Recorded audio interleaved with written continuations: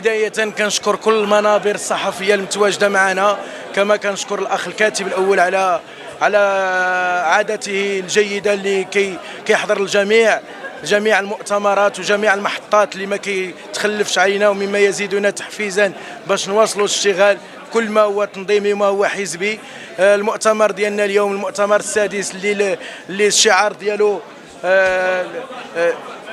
بناء دينامية قوية من أجل إعادة البناء، اللي فعلا كيف كتشوفوا التواجد هذه المناضلات وهذه المناضلين اليوم كيدل على أننا في الطريق الصحيح، كيدل على أننا سنعيد إن شاء الله حزب القوات الشعبية إلى مدينة تازة، إلى مقلع الاتحاد الاشتراكي.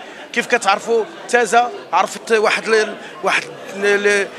ما هو تنموي منذ سنين مع تواجد الأخ عبد الجليل بوقطاس على رئاسة المجلس البلدي لتازة. كانت هناك عدة مشاريع كبرى اللي كيوقع، والإخوان اللي على برا غيشوفونا غيقولوا بأن الصداع داخل البيت الاتحادي، فاحنا كنجاوبوا كنقولوا كل النقاشات اللي كتوقع داخل البيت الاتحادي فهي صحية، وهي كتدل على أننا حزب ديال النقاش، حزب اللي كيوصل لواحد التوافقات عن طريق النقاش، وليس حزب بتيليكوموند او كما قال الاخ فتح الله والعلو احزاب كوكوت مينوت.